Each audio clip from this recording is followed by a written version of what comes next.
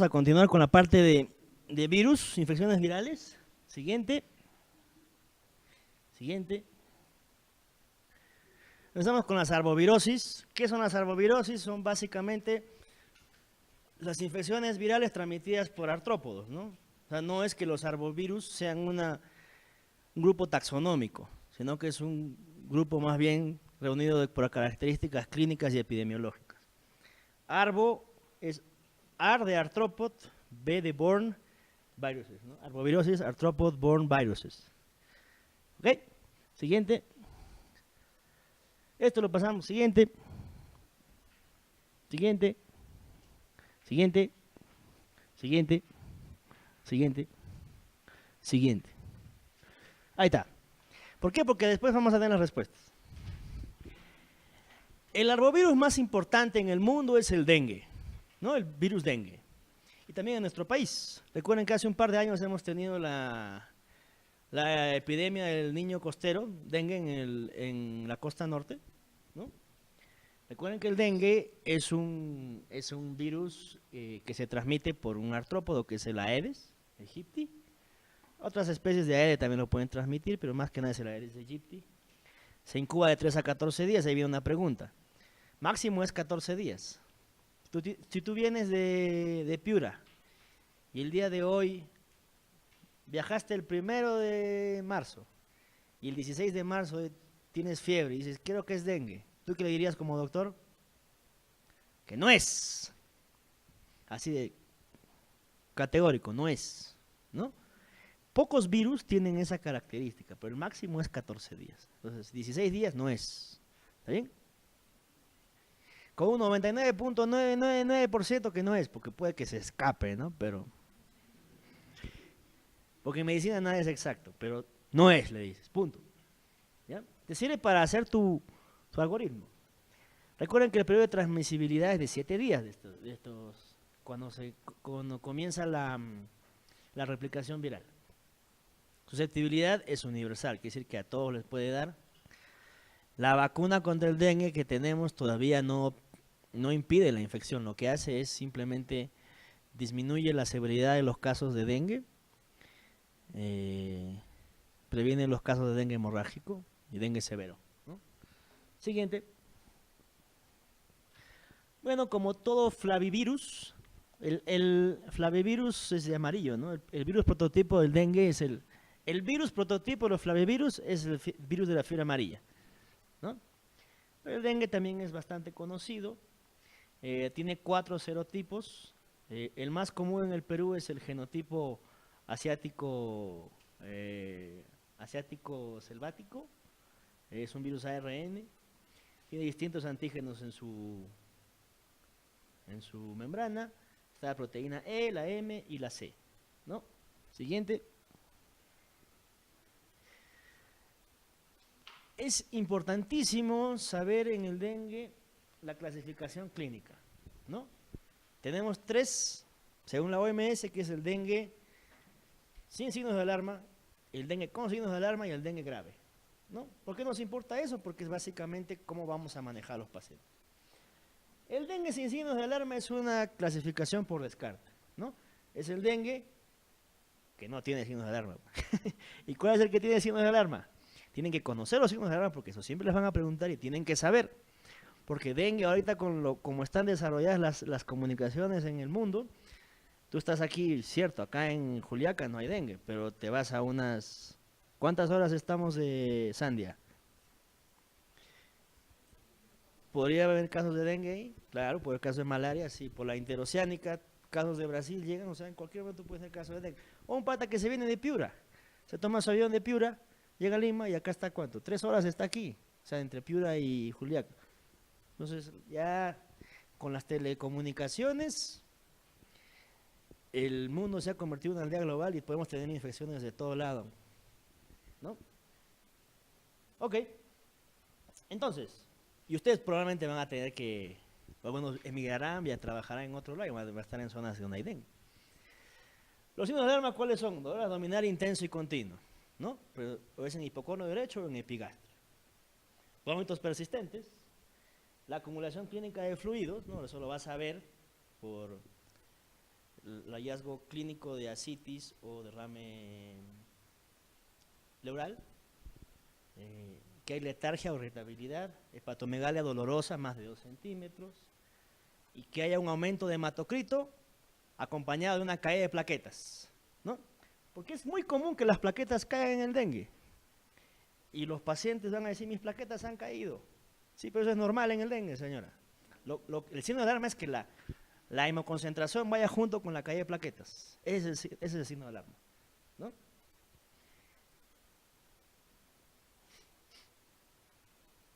¿Por qué dolor abdominal severo?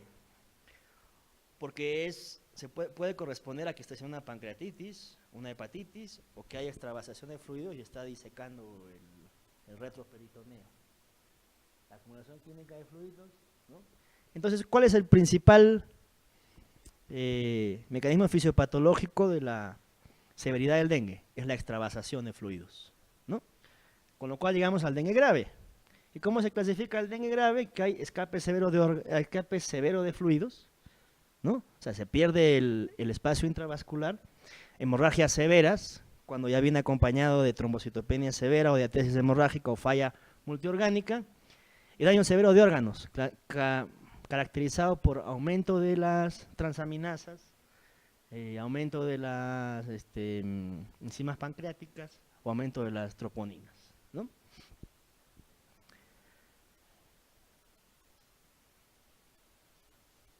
Y todo lo que no es dengue grave o con signos de alarma es dengue sin signos de alarma.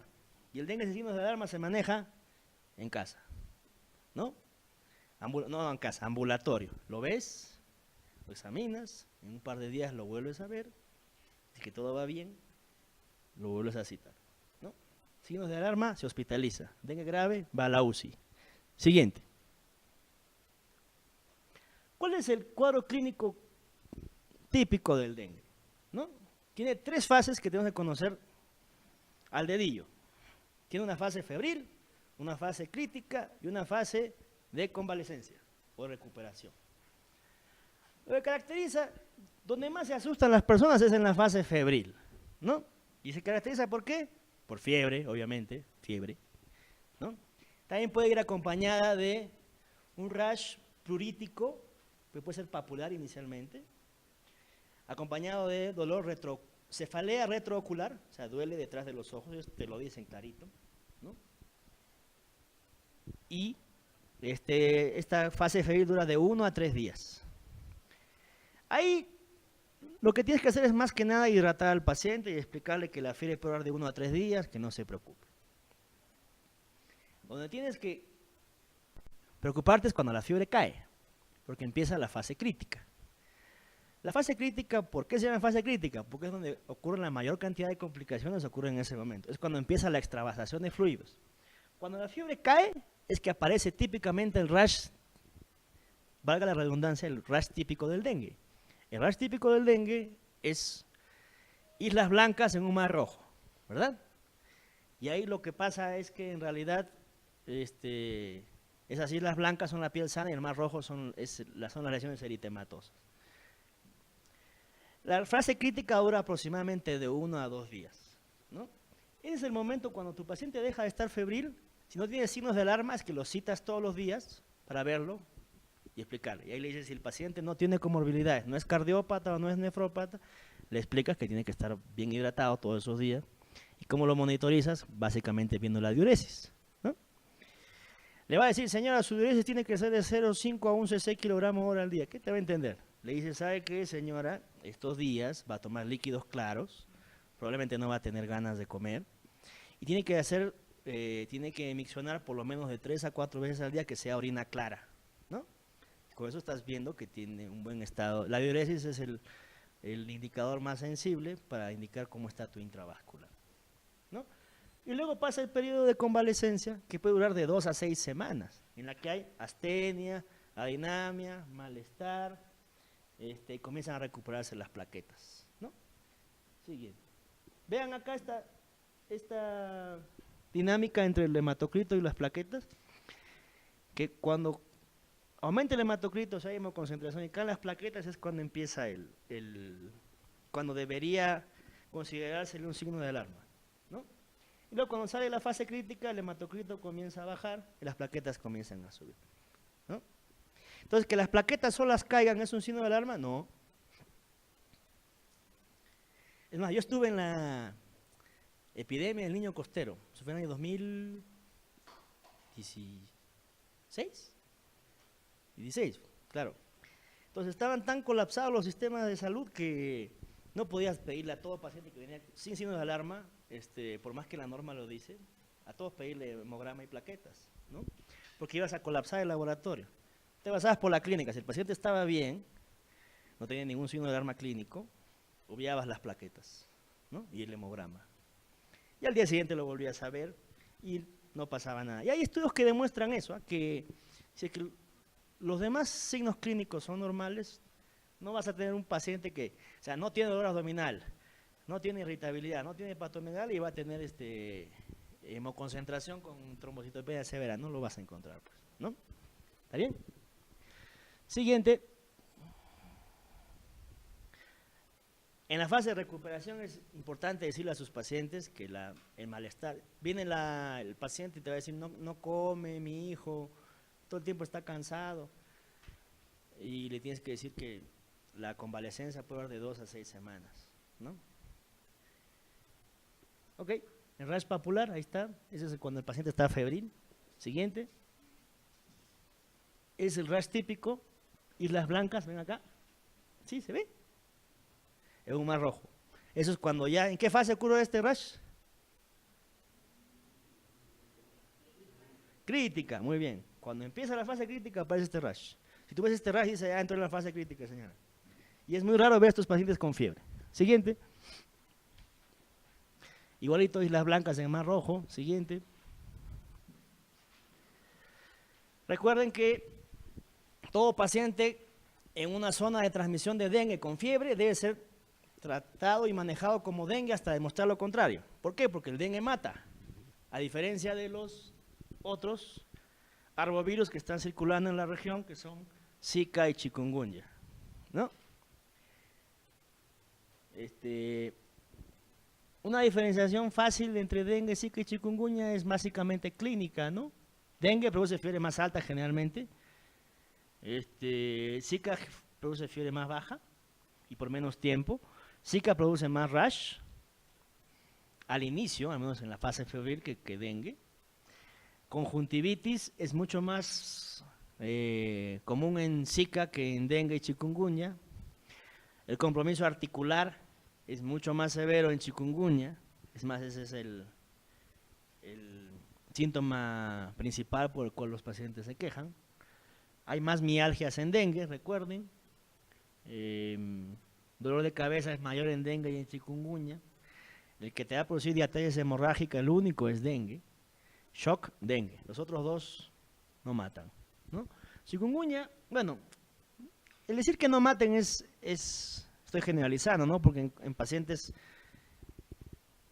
inmunocomprometidos, muy mayores o muy pequeños, puede haber infecciones mortales por Zika o chikungunya, ¿no? Pero en general no son mortales. El problema de chikungunya es que el compromiso articular, que puede producir un síndrome articular crónico que puede llegar a ser discapacitante. Y el Zika, en nuestra región, está asociado pues a un síndrome, una embriopatía por Zika, ¿no? Que se caracteriza básicamente por microcefalia, defectos del tubo neural, hipotonía, alteraciones osteoarticulares. Siguiente.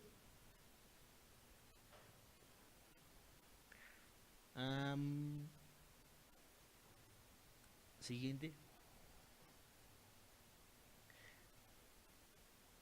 Ya. Entonces tienes un paciente febril, lo que más te importa es descartar que sea, lo primero es diagnosticar dengue, ¿no? Tenemos que conocer qué pruebas tenemos disponibles en el laboratorio para hacer el diagnóstico de dengue. En la fase febril, la prueba que debes pedir en ese momento es o el antígeno NS1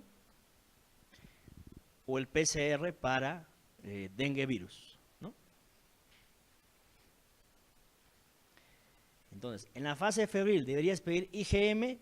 No, porque va a ser negativo. Recuerda que demora un tiempo hasta que el IgM se positivice.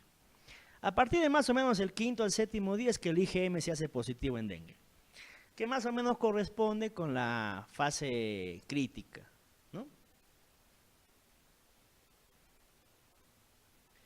Ahí el NS1, la mayoría de veces ya es negativo.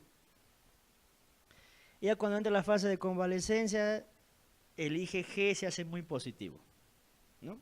Entonces hay que saber en qué fase está el paciente para saber qué prueba pedir. Un error es que en la fase febril piden IgM e IgG y salen negativos y dicen que no es dengue, lo cual no es cierto. Luego, si el paciente es un paciente febril y es negativo para todas las pruebas para dengue, se hace el PCR para Zika o chikungunya, ¿no? Dependiendo. Más común es Zika, ¿no? Si Zika es negativo, se hace el PCR para chikungunya. Ese es el flujograma que se debería hacer, ¿no?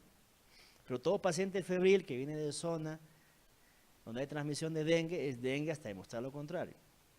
Y si aún tiene sospecha de dengue y las pruebas son negativas, especialmente las serológicas, lo sigues manejando como dengue hasta el final, ¿no? ¿Por qué? Porque el laboratorio no es, las pruebas que les estoy mencionando no tienen una sensibilidad del 100%, a diferencia de lo que ocurre con el VIH, ¿ok? Y recuerda que esta es una infección que se va a autolimitar, especialmente en pacientes que tienen signos de alarma y sospechas dengue, trátalo como dengue hasta el final. ¿Está bien? Una lección para la vida. Siguiente. Bueno, el tratamiento sin signos de alarma es hidratación, ¿no? También que coman. Obviamente para la fiebre, paracetamol, evitar dar AINES, porque puedes exacerbar la diatesis hemorrágica. El que está con signos de alarma se hospitaliza, se da hidratación parenteral, se monitoriza la diuresis, y el que entra a dengue grave pasa a la UCI, ¿no? Además de la hidratación, es manejo de hemoderivados. ¿Cuáles son los criterios de alta? Básicamente, que el paciente esté afebril por más de 48 horas, que tolere la vía oral, que las plaquetas estén en ascenso, y que tengas y esto va para todo paciente, que tengas la seguridad que va a poder hacer un buen seguimiento en casa y hay alguien que se haga cargo de ese paciente, ¿no? Siguiente, lo mismo, ahí está, Zika. Lo que hay que saber del Zika es que igual que el dengue, vino importado del viejo continente, ¿no? Del África y del Asia, vino para acá. Zika es un virus, es otro flavivirus igual que dengue y chikungunya, no, igual que dengue y fiebre amarilla. Siguiente, como sabemos el vector es igual a la Aedes aegypti, ¿no? La transmisión es básicamente por artrópodos, pero recuerden que también hay transmisión de vía sexual por Zika, ¿no? Y también hay por hemoderivados. ¿Por qué es importante esta transmisión sexual? Si una mujer viene de una zona de transmisión de Zika a una zona en la que no hay transmisión de Zika y tiene una pareja sexual estable, tiene que utilizar métodos de barrera por lo menos 2 semanas para evitar la transmisión sexual de mujer a varón. Y el varón es por lo menos 3 meses. ¿Qué quiere decir? Ahí hay diferencias biológicas. En el varón se replica más tiempo el virus del Zika, ¿no? Ahí está, miren, varón, 6 meses, mujeres, 8 semanas, me equivoqué, 8 semanas. O sea, nosotros los hombres somos 6 meses y las mujeres 8 semanas. Entonces, si el doctor acá viene de, ¿cómo se llama? Que no me quiere mirar. Bueno, viene de, ¿cómo te llamas? Eric, viene de Brasil, de Pernambuco. Y está una zona de transmisión de dengue que obviamente se ha podido contagiar ahí por artrópodo. Se viene por aquí y tiene una pareja estable, hay que recomendar que use método de barrera por lo menos 6 meses, ¿no? ¿Estamos bien? Y la mujer 8 semanas. Eso no ocurre en dengue, ¿no? Esa es una peculiaridad que es importante saber. Siguiente. Entonces lo que hay que saber es básicamente que el Zika es una infección que es benigna en realidad, febril por poco tiempo, es no mortal, puede producir conjuntivitis o un rash. Siguiente. Siguiente. El problema es básicamente este, ¿no? El síndrome congénito asociado con la infección por el virus del Zika, que puede producir microcefalia severa, tejido cerebral disminuido, hipertonía, compromiso articular. En pacientes, en adultos también puede producir síndrome de Guillain-Barré, ¿no? Asociado al virus del Zika. Y es por eso que hay en desarrollo vacunas contra el virus del Zika, ¿no? Ya están en periodo de prueba, lo cual es importante. Y es importante que este síndrome se ha visto en Sudamérica, más no en el África y en el Asia, ¿no? Importante saber eso.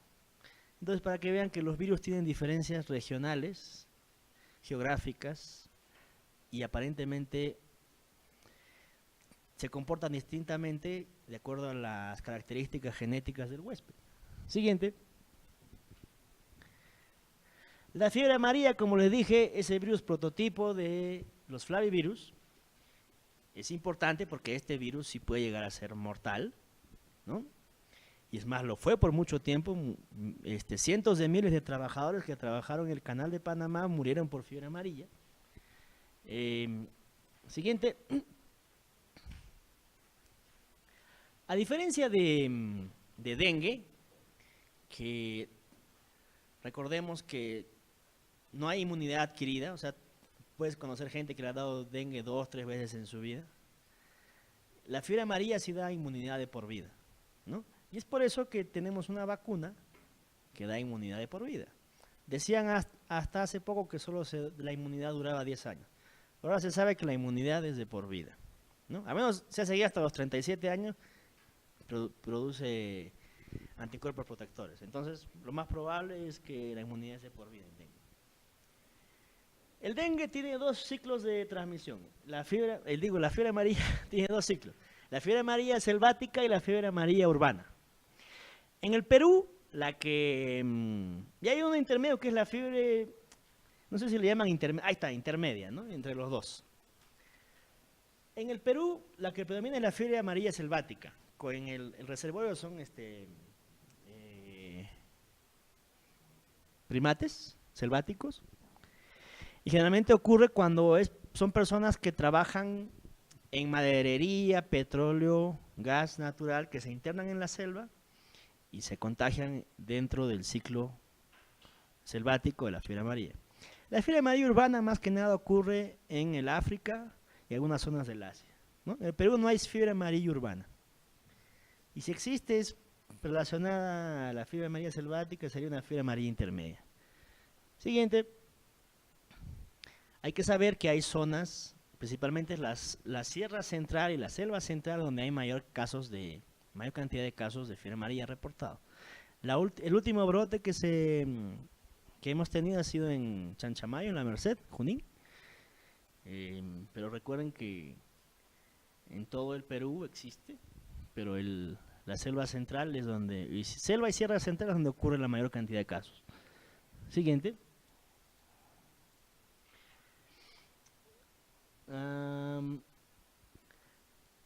Y parecido que el dengue, la fiebre amarilla tiene tiene 3 fases, ¿no? La fase febril, igual que en el dengue, no es la fase más severa, sino la fase de intoxicación. ¿Qué ocurre? Ocurre un cuadro febril con fiebre, cefalea, mialgias. El paciente defervece y luego ocurre un momento en que aparecen las manifestaciones sistémicas. La hepatitis, la extravasación, el daño pulmonar, la hemorragia, etc. ¿No? A diferencia del dengue, que más que nada producía shock por extravasación y disfunción plaquetaria, la fiebre amarilla tiene un tropismo por hígado, por eso se llama fiebre amarilla, por la ictericia que produce y por las células del tejido renal, que va a manifestarse como albuminuria, ¿no? Siguiente.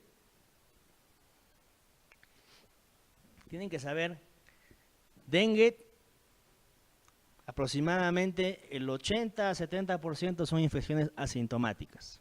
En la fiebre amarilla solo el 50% son asintomáticas. Un 25% de los pacientes infectados por fiebre amarilla van a producir fiebre, va a ser solo un síndrome febril indiferenciado, un 15% va a tener fiebre ictericia y un 10% o menos van a tener fiebre ictericia, sangrado y un pequeño porcentaje va a ir a la muerte. Siguiente.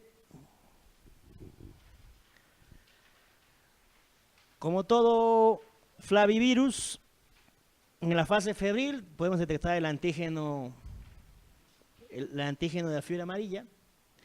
Si está febril también podemos pedir el PCR, detectamos el RNA del virus. El IgM, igual que en el dengue, va a ser positivo a partir del 5º al 7º día. Y obviamente el diagnóstico definitivo generalmente se hace post-mortem, es en la biopsia hepática, en la que se van a ver los cuerpos de Conselman, ¿no?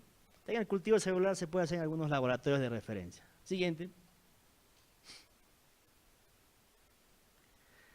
Sabemos que no hay tratamiento, ¿no? El tratamiento básicamente es de soporte. Lo que sí tenemos que saber es que hay vacuna, ¿no? Entonces toda persona que va a viajar a una zona en la que hay transmisión del virus de la fiebre amarilla debería vacunarse, ¿no? Y debería vacunarse por lo menos 2 semanas antes de viajar, ¿no? Que es el tiempo que se demora en montar la respuesta inmunológica. Otra cosa que tienen que saber, que esta vacuna, si bien es segura la mayoría de veces, puede producir efectos adversos derivados del comportamiento biológico de la vacuna. La vacuna del virus de la fiebre amarilla también es un virus vivo atenuado.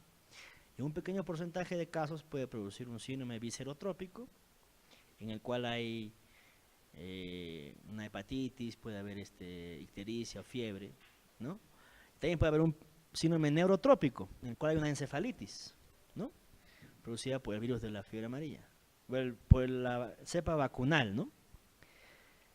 Ok, siguiente. Es por eso que no, si bien el esquema de vacunación lo recomienda en todos los niños, porque es cierto que en algún momento el niño puede salir de la zona de transmisión, pero si está seguro que el niño no se va a mover, no va a ir a una zona de transmisión de fiebre amarilla, al menos yo recomendaría no vacunarlo, ¿no?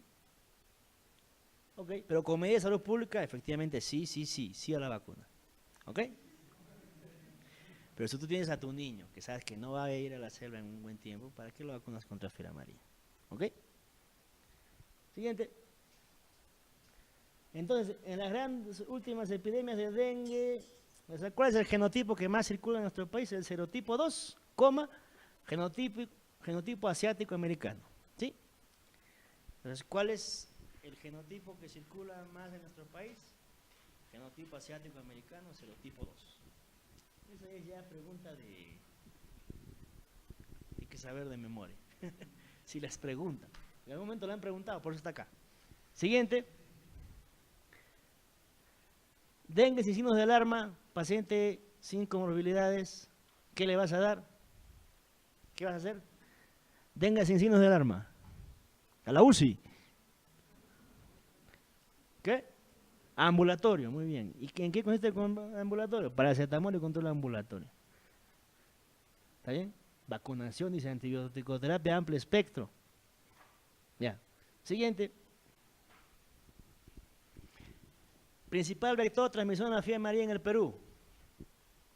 Recuerden que a diferencia de Zika, chikungunya y dengue, que es el Aedes, porque el Aedes es un vector urbano, el Haemococcus es un vector selvático, ¿no? Entonces, si te preguntan en el mundo cuál es el principal vector de la fiebre amarilla, la respuesta sería Aedes, porque la mayor cantidad de casos ocurren en el África, es un ciclo urbano. En que en nuestro país es un ciclo selvático y el vector es el Haemococcus. ¿Está bien? Anófeles es para malaria. Siguiente. Persona de 23 años que le ponen la vacuna antiamarílica, 10 días después inicia cefalea, trastorno del sensorio, ictericia y sangrado. ¿Qué desarrolló? Enfermedad viscerotrópica. ¿No? ¿No? ¿Sí o no?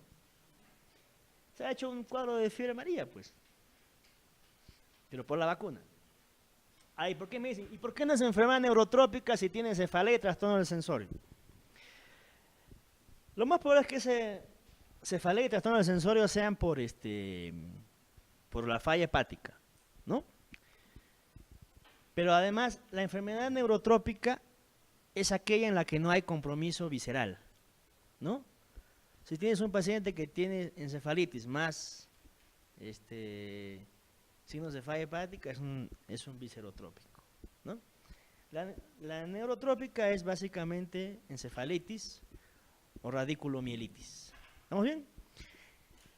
Le cambio la pregunta. Tienes un paciente que recibió la vacuna antiamarílica hace 10 días y hoy día presenta con confusión, fiebre, rigidez de nuca, ¿no? Es una neurotrópica. ¿Está bien? Lo demás son distractores. Siguiente. Ok, pasamos a... ¿Qué pasamos? Leishmaniasis, ya. Seguimos. ¿Qué hora es? Ya avanzamos en leishmaniasis. Para ir a almorzar. Bueno, hay que saber que la leishmaniasis es una enfermedad producida por un protozoo del género Leishmania, que ocurre no solo en las Américas, sino también en el Viejo Mundo. Básicamente produce compromiso cutáneo, pero también puede producir compromiso visceral en el Viejo Mundo. Siguiente. ¿Cuál es el ciclo de vida? El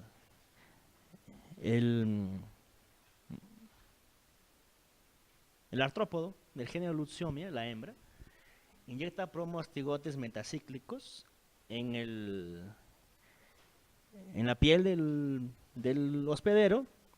Estos son fagocitados por los macrófagos, los cuales lo transportan a los diferentes órganos del cuerpo y estos se reproducen, se convierten en amastigotes en el tejido y producen daño, no solo por el mismo parásito, sino más que nada es por nuestra respuesta inmunológica, ¿no? Nosotros somos los que producimos la respuesta contra el amastigote del Leishmania sp, ¿no? Y una vez que están los fagocitos, los amastigotes viables en nuestro cuerpo, viene otra hembra, pica y perpetúa el ciclo, ¿no? Siguiente. Como les dije, hay leishmanias del Viejo y el Nuevo Mundo. La que predomina en el Nuevo Mundo son las leishmanias donovani mexicana y las viania, que es otro género de leishmania, que está la brasiliensis y la guyanensis. En el Perú, las que predominan son la brasiliensis y peruviana, ¿no? En el Viejo Mundo tienen que saber que existe la leishmaniasis donovani y la infantum, que producen cuadros que se autolimitan, aunque son muy fáciles de tratar. La mayor trópica y etiópica, que están relacionadas a cuadros de leishmaniasis visceral o Kala-Azar. Siguiente.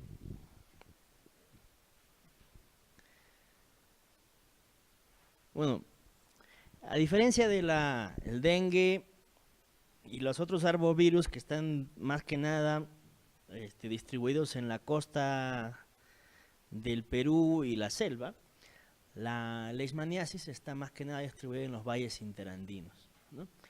Aproximadamente el 65% de nuestro territorio nacional tiene buenas condiciones para que se perpetúe el ciclo de la leishmaniasis del Nuevo Mundo. Siguiente. Más que nada en nuestro país, la transmisión de la leishmaniasis y el vector es domiciliario o peridomiciliario. Siguiente. Los síndromes que se producen en el Perú son la leishmaniasis cutánea y la mucocutánea. Inicialmente puede ser solo una pápula que luego se forma en un nódulo que se ulcera, que típicamente es no doloroso, que puede tener lesiones satélites, ¿no? Y deja una placa, una úlcera limpia, que no es dolorosa, no es pruriginosa, salvo que se sobreinfecte, ¿no? Hay otras formas, puede imitar otras formas, puede tener una distribución linfangítica como una esporotricosis, puede tener una distribución o una forma vegetante o papilomatosa, siguiente, y eso básicamente va a depender después de la respuesta inmune del huésped, ¿no? También está la leishmaniasis mucocutánea, que generalmente viene precedida por una lesión cutánea. Recordemos que el tratamiento contra la leishmaniasis cutánea no previene la aparición de leishmaniasis mucosa o mucocutánea. Siguiente. La leishmaniasis mucocutánea, la forma más severa es cuando compromete la vía respiratoria, ¿no? Hay que tener mucho cuidado con eso, porque cuando damos tratamiento, la leishmaniasis que compromete la vía respiratoria alta, especialmente la laringe, puede producir un espasmo paradójico y el paciente puede morir de insuficiencia respiratoria. Por eso antes de dar tratamiento en la leishmaniasis mucosa es importante hacer una laringoscopía directa o indirecta. Ok, el diagnóstico de la leishmaniasis es un poco complicado al inicio, bueno, es fácil al inicio, porque hay una gran cantidad de parásitos que pueden ser vistos fácilmente con un frotis, un examen directo. Pero una vez que las lesiones se cronifican, la respuesta inflamatoria aumenta, es menos probable que encontremos a los amastigotes. Entonces, si tienes una lesión que tiene como 1 año o 2 años, en algunos casos no vas a encontrar el amastigote. Y no encontrar el amastigote no significa que no tenga leishmaniasis el paciente. Entonces, ¿ahí qué se hace? Se puede hacer cultivo en agar sangre, se puede inocular en un hámster o se puede hacer PCR las lesiones, ¿no? Las biopsias. Hay métodos indirectos como la reacción intradérmica o la prueba de Montenegro, la leishmanina, que es muy parecida a la tuberculina, ¿no? Y la serología, que en realidad no es muy buena porque no distingue de infección, de actividad. Y hay personas que han sido expuestas antes que probablemente han controlado la infección y pueden tener la serología positiva, ¿no? Entonces los métodos directos o los métodos parasitológicos son los métodos de elección para hacer el diagnóstico de leishmaniasis. Los otros dos son evidencia indirecta que te va a poder ayudar alguna vez que estés en duda, pues, a dar tratamiento. Siguiente. Bueno, así es como se hace un frotis, es muy simple de hacer. Recuerden que no se debe tomar la muestra pues de la úlcera directamente, sino de los bordes de la úlcera, porque en la úlcera solo vas a encontrar tejido necrótico. La interfaz entre lo sano y lo enfermo es donde vas a tomar la muestra. Y no es tomar sangre, ¿no? Lo que tienes que tomar es la linfa, ¿no? O sea, la secreción linfática, ¿no? Que es ahí donde vas a encontrar al amastigote. Siguiente. En el microscopio, en la lente de inmersión, vas a ver típicamente los amastigotes, que es como se ve en el tejido, y el kinetoplasto, que es una pequeña estructura basofílica, pequeña, el kinetoplasto, 2, es su núcleo. Y la característica principal también es que son pequeños los amastigotes, o sea, dentro de un macrófago puedes encontrar más de 20 amastigotes, ¿no? A diferencia de otros microorganismos intracelulares como el criptococo o el histoplasma que vas a encontrar. El diferencial de estas lesiones es el histoplasmosis, por ejemplo, ¿no? Pero en histoplasma vas a ver máximo 2 a 3 levaduras en el intracelular. Siguiente. Entonces tenemos la terapia antileishmaniasis. Lamentablemente pues hay muy pocas drogas nuevas de diseño para esta infección. Lamentablemente es considerada como una enfermedad olvidada, ¿no? ¿Por qué? Porque básicamente afecta a personas de escasos recursos económicos. Entonces, tenemos drogas que atacan directamente al parásito y drogas que atacan directamente a la respuesta inmunológica, o atacan indirectamente al parásito modulando la respuesta inmunológica contra la respuesta inmunológica del huésped, ¿no? Las drogas más antiguas y más efectivas que tenemos son los antimoniales pentavalentes, que puede ser el glucantime o el pentostam, que es el estivogluconato por otro día no me acuerdo, ahorita va a llegar a mi cabeza. Le sigue la anfotericina B como droga de segunda línea, que como van a ver, anfotericina B no solo tiene acción contra levaduras u hongos, sino también contra protozoos. La pentamidina, la miltefosina que están usando actualmente y algunos azoles, ¿no? Y está el imiquimod como inmunomodulador, especialmente en niños. Siguiente.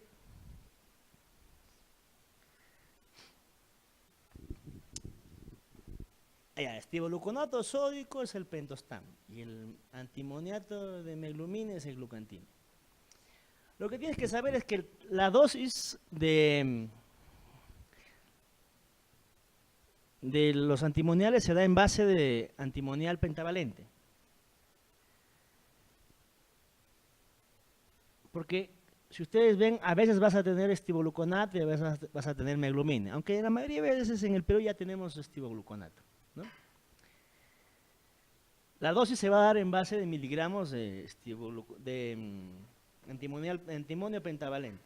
La dosis es de 20 miligramos kilo día, que es endovenoso o intramuscular. En la leishmaniasis cutánea se da 20 días consecutivos, ¿no? Y la leishmaniasis mucocutánea se da durante 28 días. ¿Sí? Siguiente. Recuerden que los antimoniales producen bastante toxicidad, producen muchos efectos adversos, producen hiporexia, náuseas, producen mialgias, al inicio pueden producir que las lesiones se exacerben, puede producir prolongación del QT, puede producir alteración de las pruebas de función hepática, trombocitopenia, artralgias, mialgias.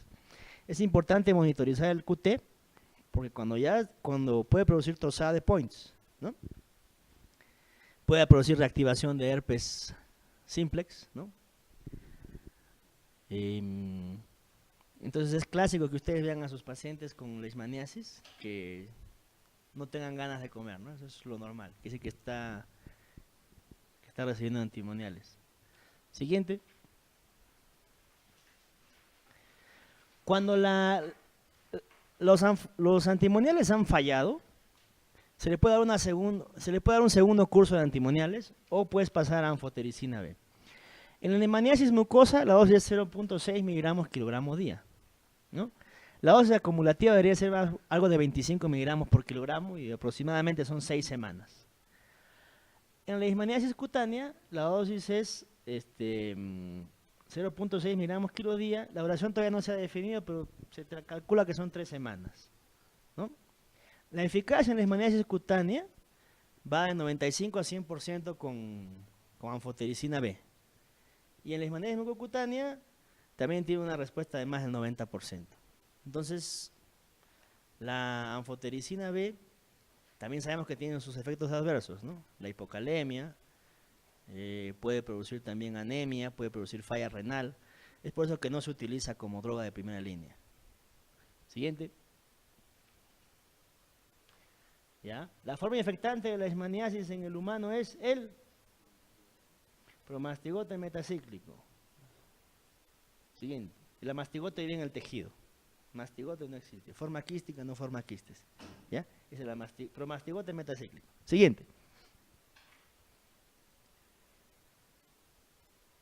42 años, Cajamarca, leishmaniasis cutánea mucosa por primera vez. Tratamiento a elegir es... ¿Empezamos con anfotericina o antimoniales? Antimoniales. ¿La leishmaniasis mucosa se trata igual que la leishmaniasis cutánea? ¿Cuál se trata más tiempo? Tienes 2 antimoniales, ¿cuál escogerías? La que es más, ¿no? Y es 28. Siguiente. Ya está, ¿ves? Miltefosine oral, no, porque el miltefosine es endovenoso. Ok, siguiente. Listo, hemos terminado por ahora. Continuaremos más tarde.